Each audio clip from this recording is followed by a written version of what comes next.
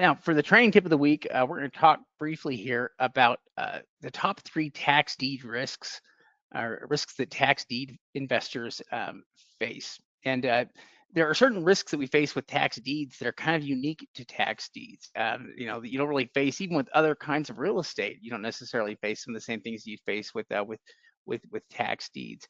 And part of the reason for that, and part of the reason we need to do so much research, is because when we buy the property, we buy a tax deed, we're buying the real estate, but we're also buying anything that is attached to the property or that could be attached to, things like liens or attributes. Let's say the property is not very desirable. That's something you need to figure out before you buy, not after. And so here are the top risks we have right here. Yeah, exactly. The top 3 things that we need to check for, and of course, there's going to be additional things within there, but these are the three main things, the 3 most important things. Making sure that it has use, essentially checking for any type of government issued liens, and then if we're buying structure, we need to know the condition of the property. Yeah, basically, the usability, government liens, and the condition of the structure. So let's talk about each one of these here just briefly here. So the usability on properties is a pretty big deal, especially when you're buying tax deeds. If you're buying tax deed land, you have to know whether it's usable or not before you buy, because ultimately that's what's going to affect its value. It's also what's going to affect your ability to sell the property. When we're dealing with something like a home, the usability of the property's already been established, and that's why the home is there. But before any kind of a structure is there, though, we have to make sure that it meets the minimum requirements there to make the property usable. And so whenever we're dealing with land, it's an automatic thing that we have to check for to make sure the property is usable. Before, if nothing has been built on it. Once something's built on it, then at least on that part of it, we know the property is usable for whatever its purpose is there, whether it's a home or whether it's some kind of other structure. Yeah, exactly. And as we're bidding at other investors, with other investors at auctions, and we attend auctions, we see investors all the time make this mistake. You know, they don't know if the land is usable and they assume that it is buildable, or they don't go out and get, current photos of the property. And so if we buy a lot, even if it looks like it's a normal lot, it looks like the other lots within the area, if the city has changed their zoning since that time, and now instead of being 6,000 square feet to be a buildable lot, they require 7,000 square feet to be a buildable lot. Well, now you've essentially bought what's called a side lot. You really only have a couple of options. You have to hope that one of the neighbors may buy it, or somebody else may buy it and do some other use for it other than actually build and use it for the, what it was meant to, is to build a home on it eventually. And so whenever we're looking at land, we always check the zoning. In fact, we were working with one of our coaching students this week, and we were looking at some land, and we went directly to the city zoning. We looked at the zoning code. We looked at the zoning map, and we could determine if it was a buildable lot or not. It's an extra step that we need to go through, but it's a step that's going to save you thousands of dollars in the long run. Because if you buy one of those lots, and let's say that the bidding even got a little aggressive, and you ended up paying 15 or 20 or 30 cents on the dollar for this lot to find out that it isn't usable, well, you've just lost your money. Hopefully maybe the neighbor will be willing to buy it, but you've really limited who you could sell it to. Yeah. Now, fortunately, determining usability is usually a black and white issue. It's something where the property either meets the requirements or it doesn't, and we can usually find those requirements pretty quickly once we have like the zoning or the ordinances listed out there. We can usually find what the zoning ordinances are. How the different districts or the different basically the different uh, types of zoning, I guess the zoning types they have. We can see what those are and what the requirements are for each one of those. And so it is something that we can avoid with just a little bit of research here when it comes to property usability, but there's lots of other risks that you face as a tax deed investor with not only land, but also, improved properties. So if we were to list, the main thing you got to watch out for is junk property or useless property or property that money pits. So landlocked properties are the first one on the list. They are an example there of a property that you can't use because they don't have legal access. Side lots, though, have the problem that Steve was talking about a minute ago of not meeting the required size for use.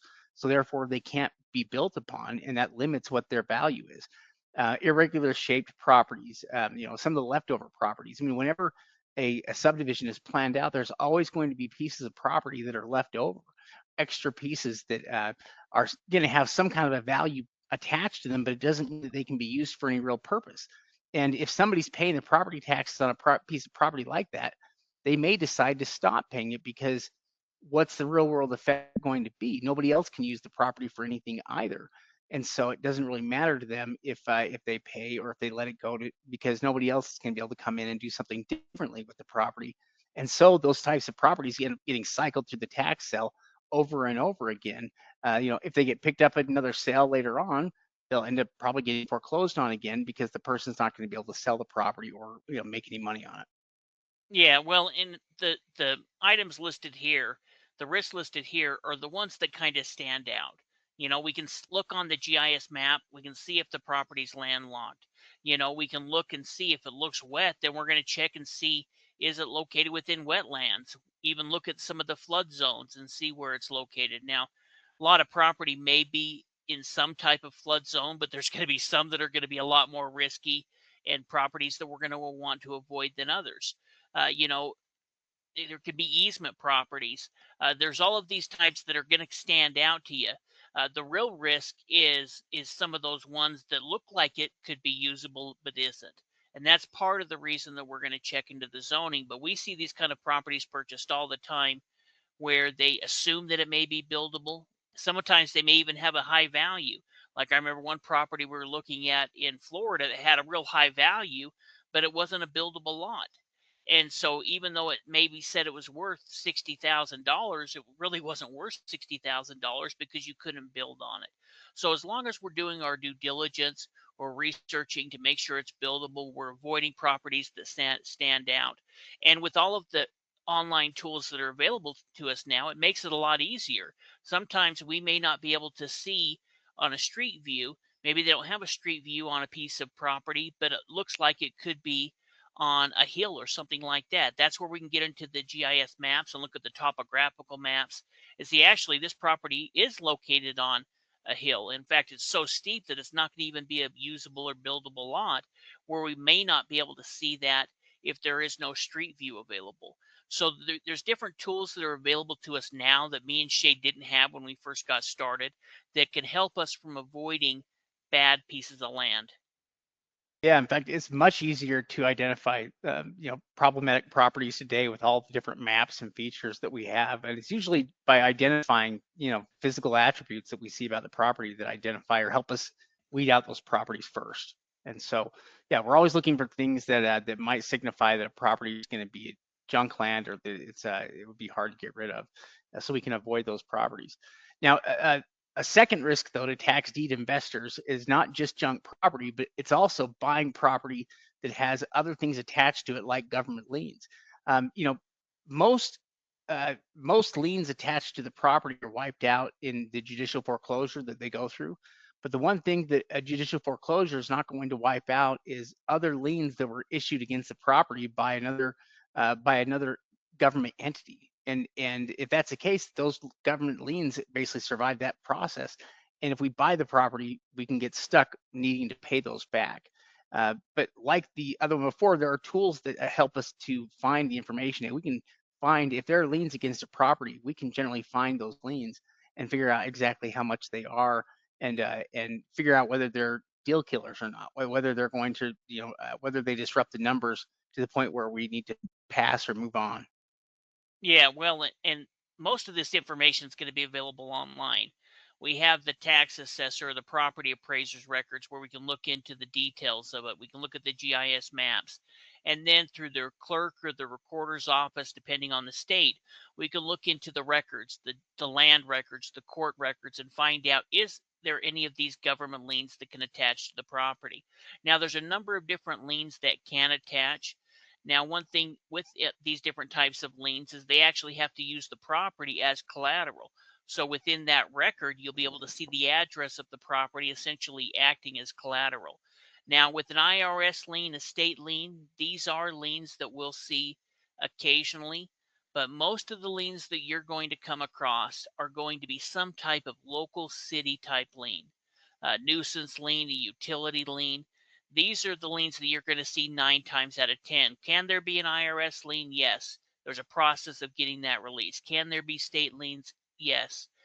Medical liens. In fact, I can only think of Oklahoma, but there could be other states where medical liens, but usually those aren't going to stick to a property in most states. But those city liens, those are the ones that could add up, especially we were talking about buying a piece of land just before. Well, what if you bought a piece of land and there on that land there used to be a home and the city actually tore the home down and now there's a demolition lien on the property for 15 grand and the lot's only worth 15,000. That's where you can really get into yourself into a situation where you can lose money because of these government issued liens. Yeah, we probably see 9 times out of 10, what we're looking at when we find liens are city issued liens. You know, they're by far what we run into the most. And so it's what we're usually looking for. But we can, I mean, if there's any kind of a lien issued against the property, we can find it. And the reason we can find it is because all liens have to be issued through the local courts.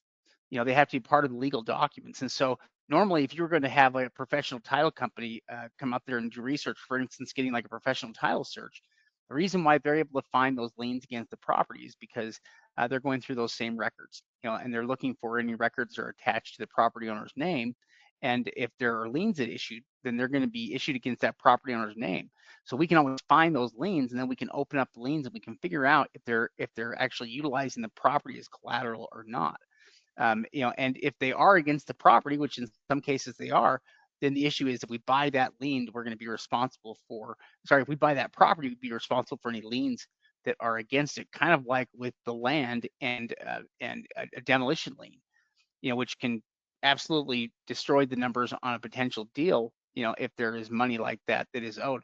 I mean, sometimes liens are not a big deal. We've seen liens that are a couple $100 and they don't change the numbers of the deal, you know, significantly. And there's something that we can live with. But we've also seen liens that were for huge amounts, you know, for we've seen liens for upwards of 50 or $100,000 before on lots. And just certainly things you wouldn't want to get yourself entangled with voluntarily. You know, you're better off just leaving it alone. But the main point though is that we can always hire or have a professional title search done. But most counties now are making these records available so that if you understand a few of the basics about the research that we're doing, you can find those liens on your own and do so accurately. Yeah, in fact, when me and Shade first got started, this was back in the late 90s, there wasn't a lot of information. There was a couple of out of print books that we could get our hands on, and any of the information we did find said if you're going to buy a tax deed property, get a title search done. Well, as a real estate agent, I knew that title searches were going to be several $100s for each one of them. And we thought, how are we going to do title searches on 20 different properties or 30 different properties that we may be interested in? That doesn't make any sense if we're not going to actually be able to acquire the properties. And around that same time, I worked with an individual that was doing essentially a pre foreclosure strategy, which he called notice of defaults on mortgage foreclosure properties, where he was going and buying them. And he was going through the process of doing this research on his own down at the county courthouse. And so we started kind of learning how to be able to do that. How do we do our own research? And we developed our investor title search system. So when we first released our program back in 2006, 2007, we had our investor title search system created. Now, at that time, you maybe had a 50% chance, maybe even less than that, that you could do this on your own. Many times we had to say, well, we probably need to get a lien report done. That's going to be the cheapest way to do it. Some of them will do it for, 75 or $100. So let's wait till close to the auction day as possible, and we'll do it on just the properties we want to bid on. But now most of these counties have this information available online. So we can go through and we can do an investor title search on our own. We can see what liens are attached to the property. We can see any issues that arise. We can contact the city beforehand and see if we can work out a deal and find out from the city more information about it. If the city had to go out there several times and mow the grass or board up the property or anything like that that can be involved within a nuisance lien, they're probably going to have some records about it. And if we approach them explaining what we're looking to do, more times out of not, they're going to be willing to help us and give us additional information that can help us make a more informed decision about buying the property. Yeah. In fact, yeah, it's pretty rare now where I think where we can't find the information on the liens, where we can't pull those up and locate those. Um, yeah, in fact, we can pretty well locate. I mean, and the same is also true, not just of liens against the property, but really we could find anything that's attached to the property. If there's mortgages against the property, we can find those as well. We can find anything that's attached if it's through the owner's name, and it's been done there through the courts, then we can find record of it, and figure out somewhat about what's going on here with different properties. Now I see a question there. If a person took out a, a lien via a government issued lien in order to qualify for a mortgage assistance program, will that lien carry over if the property was put up for auction? Uh, that sounds I've like never one of the seen one. liens. Yeah, I mean, at least I'm not sure what kind of lien. More like, is it like a mortgage lien kind of a thing? And if that exists, most of these properties that end up going to tax sale foreclosure don't end up having other liens against them because the other liens aren't protecting their interest. You don't really see that happen very often because most of these properties are owned outright, which is kind of why they get deep into the tax sale in the first place.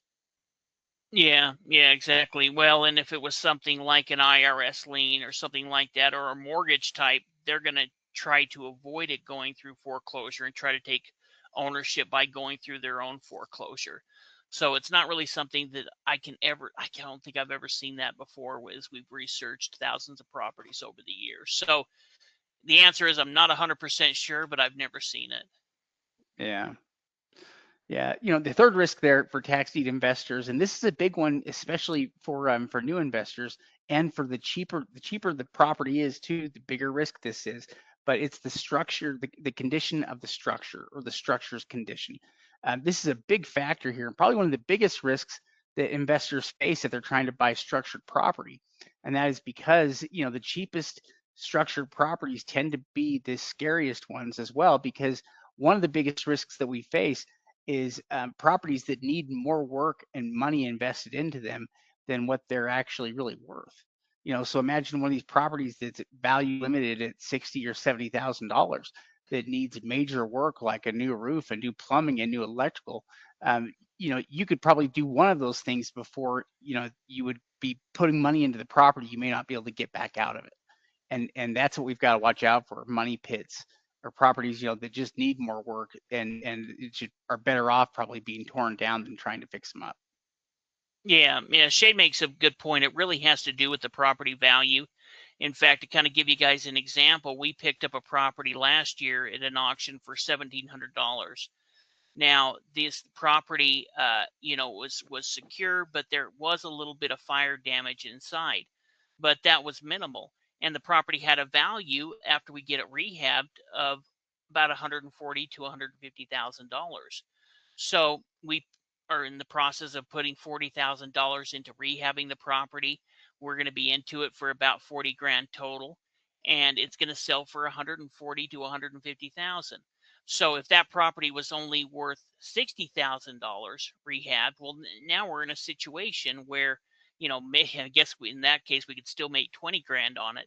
But you can kind of see what I'm saying is we're looking at those lower value properties. We really got to make sure the condition is good, because let's say that we pay 10 grand for it and we put another 40 into it. Well, now, we're risking breaking even or making just a couple of $1,000 versus making $100,000 on it. Yeah, I mean, the value of the property is ultimately what determines just what kind of condition is acceptable and what is too rough, to want to deal with and walk away from.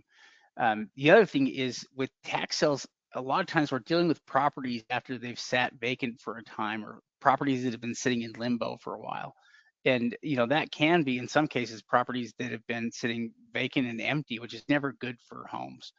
And so yeah, we see a lot of really rough properties. And at the same time, there's also decent properties that are out there, but those rough properties are a major risk for us and something that we've got to watch out for, especially considering the fact that we can't usually see inside the property to see what's going on. What's nice, if you ever get a chance to participate with any of the Michigan sales or in the New York sales that they're providing interior images. In fact, some of the Minnesota stuff lately has been providing interior images as well. Um, just looking through that will give you an idea of why it's so important, to be able to at least, I guess, it will help you see what you run into sometimes when you can get interior images of the properties. And some of the properties are nightmares. Some of the properties, sitting in water and everything is basically is wet and the whole thing is about to collapse. And the outside of the property may look pretty good from the street. In other cases, the property, uh, may look kind of rough, but you get to the interior of it and you realize that everything is there and everything's dry and it's in pretty good shape and you see the property better than you did, from the images in the street. So yeah, not being able to see the inside of the property is kind of a big risk, and we have to account for that a bit as well, even with our bidding. So we'll bid a little under things when we can't get some of the information or when we're not sure about things. That we're always better off bidding less on the property and losing it if we can't get it for a good low price. Yeah, well, and for those members, we talk about the 3 stages of due diligence. And in stage 1, that's where we're doing our online evaluation. We're looking at Google Maps, we're looking at street views, we're looking at GIS maps, we're looking at county record information. Once it goes through stage 1, then we get into stage 2, which is really about researching the title. What we just talked about, doing a lien search on the property, checking out the deed. Now, once it's gone through there, that's where we're going to get into stage 3 due diligence.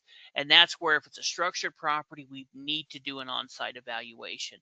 Please don't, please don't, not do this. We have seen just too many mistakes. It's crazy when you go to an auction, and this is generally within big cities, where you have investors that are first-time investors, don't know what they're doing, and attend the auction, and you can tell that they've only done an online evaluation. And they're bidding on the property thinking it's still in the condition that it looked like when they looked it up on Zillow or Google Maps. And something has happened since that time that has completely changed the property. I mean, these two photos are less than a year apart. We're looking at the right photo. We can see that there's a car in the driveway. We can see that the light's on, that it's currently being occupied. And, within a year period of time, now we've got, boarded up windows. In fact, if you look at that photo even closer, that front window is open. Whenever we see properties that are vacant with open doors or windows, that's automatically a red flag for us, because we don't know what's been in that property, who's been accessing the property, and it's not secure. So I would rather see a home that looked pretty clean on the outside and was completely boarded up, and you can see that it's been professionally boarded up, than a home with broken out or open windows or doors. Yeah, it's such a risk that we have to get current images of the property here before we bid. And not doing that is one of the bigger mistakes that you can make. It's why it's worth it, to pay somebody to go out there and to take images of a couple different properties for you, so you can avoid making that mistake because we just don't know. A property could burn down, and we would never know about it if we didn't send somebody by there to get photos of the property before we bid. And so uh, that's why we want to hire this out. Now, it's actually not too hard to find people that want to do this kind of work when you just post something like a classified listing, especially if you've done enough work to kind of work out how far they're going to be driving and what you can pay them. And the more organized you are, the easier it's going to be when you're working with somebody.